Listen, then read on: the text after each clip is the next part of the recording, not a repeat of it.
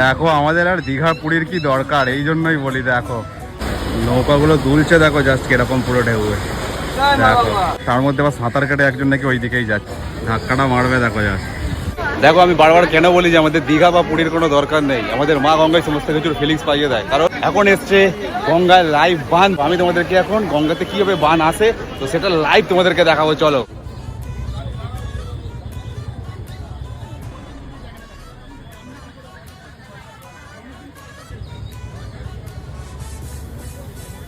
বান যখন আছে তখন কিন্তু গঙ্গার মধ্যে যত এই সমস্ত নৌকা লঞ্চ বোট যা থাকে সমস্ত কিছু কিন্তু একদম মিডিলে চলে আসে, কারণ একদম সাইডে থাকলে কিন্তু সে একদম এরম এরম এরম এরম তখন ব্যাপারটা হবে আর কি। তাই সব সেফ জোনে থাকার জন্য একদম কিন্তু মিডিলে চলে আসে, দেখতেই পাচ্ছ সবকটা।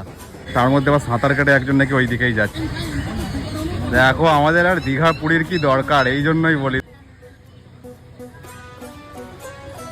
ঢেউটা আস্তে আস্তে এখানে আসবে, দেখো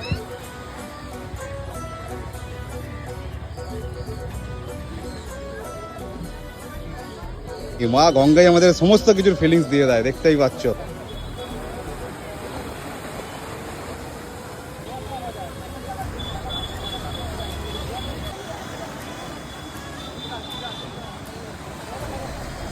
নৌকাগুলো দুলছে, দেখো জাস্ট কিরকম পুরো ঢেউয়ে। দেখো দেখো